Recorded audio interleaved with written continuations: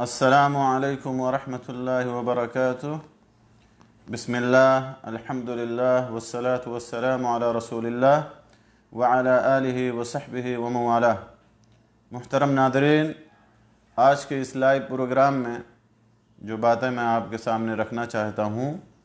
وہ اسلامی آداب کے بارے میں، لیکن اس سے پہلے میں آپ لوگوں کو ادب کی اہمیت کے بارے میں بتانا چاہتا ہوں، خاص کر کے ایک مسلمان کی زندگی میں۔ میرے دوستو، ادب اور دین اسلام کا بڑا گہرا ربط اور ضبط ہے، بڑا گہرا تعلق ہے، بلکہ دین اسلام مکمل ادب کا نام ہے۔ لہذا ہر مسلمان کے لیے ضروری ہے کہ وہ باادب ہو، لہذا اسے چاہیے کہ وہ اپنے رب کے ساتھ ادب کے ساتھ پیش آئے، اپنے رسول کے ساتھ باادب ہو، مخلوق کے ساتھ باادب ہو، اور اپنی زندگی کے تمام امور میں وہ باادب ہو۔ اور ادب کے ذریعے ہی ایک مسلمان کی پہچان ہوتی ہے۔ کھانے پینے کے آداب، سونے جاگنے کے آداب، سلام و کلام، اٹھنے بیٹھنے، سفر و اقامت، ہر چیز میں باادب بننے کی ضرورت ہے، اور اسی لیے دین اسلام میں ان تمام امور کے آداب بتائے گئے ہیں، ان تمام امور کے سلسلے میں اچھے اور بہترین آداب سکھائے گئے ہیں۔ میرے دوستو، ادب کا معنی اور مفہوم یہ ہے کہ لغت کے اندر ادب کا معنی ہے دعاء الناس، لوگوں کو دعوت دینا یا لوگوں کو بلانا، اور اسی سے مأدبہ ہے۔ اور اصطلاح میں حسن اخلاق کو، اچھی عادات کو، اچھے اطوار، بہترین اطوار کو ادب کہتے ہیں۔ کھانے کے آداب، جیسے کھانے کے آداب، شادی بیاہ کے آداب، قضائے حاجت کے آداب، سونے جاگنے کے آداب وغیرہ۔ اور ان آداب میں سے یہ اچھی عادات اور اچھے اطوار جو ہیں، یہ ایسا نہیں ہے کہ سب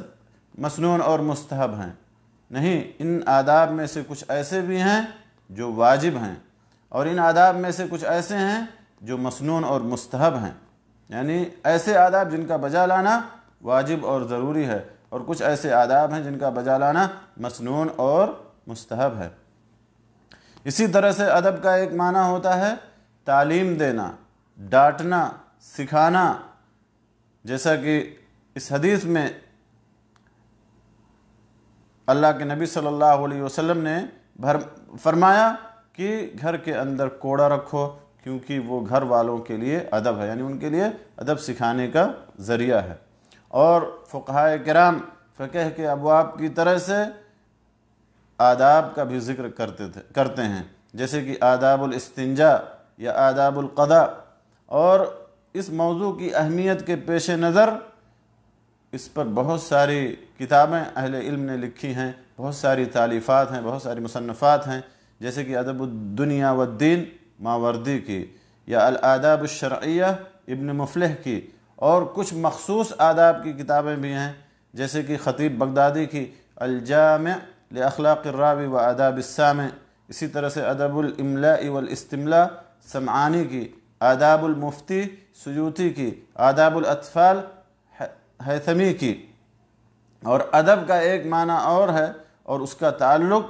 زبان و قلم اور خطاب و بیان کی اصلاح اور اس کی فصاحت و بلاغت سے ہے۔ قرآن و سنت میں بھی ادب کا ذکر آیا ہے۔ اللہ تعالیٰ فرماتا ہے یا ایھا الذین آمنوا قوا انفسکم واہلیکم نارا، اے ایمان والو، تم اپنے آپ کو اور اپنے گھر والوں کو جہنم کی آگ سے بچاؤ۔ حضرت علی رضی اللہ تعالیٰ عنہ اس آیت مبارکہ کی تفسیر میں فرماتے ہیں کہ علموہم وادبوہم، یعنی انہیں تعلیم دو اور انہیں ادب سکھاؤ۔ مجاہد رحمۃ اللہ علیہ فرماتے ہیں اوصوا انفسکم واہلیکم بتقوی اللہ وادبوہم۔ اس آیت مبارکہ کی تفسیر میں وہ کہتے ہیں کہ اپنے آپ کو اور اپنے گھر والوں کو اللہ کے تقوی کی وصیت کرو اور انہیں ادب سکھاؤ۔ اسی طرح سے احادیث میں نبی صلی اللہ علیہ وسلم کا یہ فرمان جو صحیح بخاری اور صحیح مسلم کے حوالے سے ہے، ثلاثۃ یؤتون اجرہم مرتین، کہ 3 قسم کے لوگ ایسے ہیں جنہیں ان کا اجر 2 بار دیا جائے گا، یا انہیں ثواب 2 مرتبہ ملے گا۔ اس میں سے ایک آدمی ایسا ہے الرجل تکون لہ الامہ، کہ جس کے پاس ایک آدمی ایسا ہے کہ جس کے پاس کوئی لوڈی ہو تو وہ اسے اچھی تعلیم دے اور اسے اچھا ادب سکھائے۔ اسی طرح سے ایک دوسری حدیث میں اللہ کے نبی صلی اللہ علیہ وسلم نے فرمایا کل شیء لیس من ذکر اللہ لہو و لعب، کہ ہر وہ چیز جو اللہ کے ذکر سے متعلق نہ ہو تو وہ لہو اور لعب ہے، سوائے 4 چیزوں کے۔ اس میں سے ایک چیز جس کا ذکر فرمایا کہ آدمی اپنے گھوڑے کو تعلیم دے اور اسے ادب سکھائے۔ اسی طرح سے تیسری حدیث ہے جس میں ادب کا ذکر آیا ہے، حدیث جابر ہے رضی اللہ تعالیٰ عنہ ہے، جس میں انہوں نے نبی صلی اللہ علیہ وسلم سے طیبہ عورت سے شادی کرنے کی وجہ بتاتے ہوئے فرمایا کہ میری چھوٹی چھوٹی بہنیں تھیں، اس لیے میں نے طیبہ عورت سے شادی کیا تاکہ وہ انہیں ان کی تعلیم دے، ان کی نگرانی کرے، ان کی دیکھ بھال کرے اور انہیں ادب سکھائے۔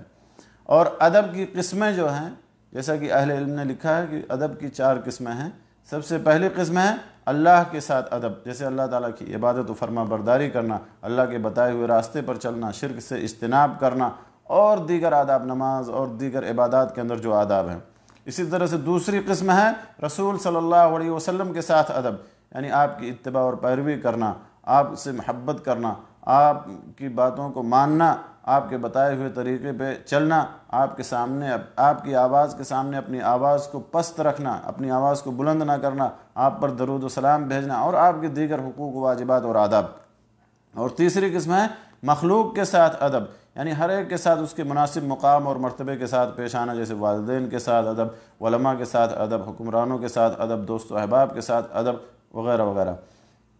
اور چوتھی قسم ہے حالات اور معاملات، اپنے امور اور معاملات میں باادب رہنا، گرچہ آپ تنہا ہوں، جیسے آپ اگر تنہا کھانا کھا رہے ہوں تو کھانے کے آداب بجا لائیں، سواری کے آداب، سفر کے آداب، سونے کے آداب، جاگنے کے آداب، بات چیت کے آداب، قضائے حاجت کے آداب وغیرہ وغیرہ۔ تو میرے دوستو، ایک مسلمان کو چاہیے کہ وہ باادب بن کر رہے اور دین میں جو آداب بتائے گئے ہیں، سکھائے گئے ہیں، ان آداب، ان اسلامی آداب کو، ان بہترین عادات و اطوار کو وہ اتباع کرے اور اپنی زندگی میں اس کو نافذ کرے۔ انشاءاللہ آئندہ دروس میں آپ کے سامنے کچھ امور کے آداب یا اسلامی آداب آپ کے سامنے بتائے جائیں گے۔ اللہ تعالیٰ سے دعا ہے کہ اللہ تعالیٰ ہمیں جب تک اس دنیا میں زندہ رکھے ایمان اسلام توحید پر، جب ہمارا خاتمہ ہو جان نکلے ایمان پر، اسلام پر، توحید پر، کلمہ لا الہ الا اللہ محمد رسول اللہ پر ہماری جان نکلے۔ وآخر دعوانا ان الحمدللہ رب العالمین وصلی اللہ علی نبینا محمد وعلی آلہ وصحبہ اجمعین وجزاکم اللہ خیرا واحسن الیکم۔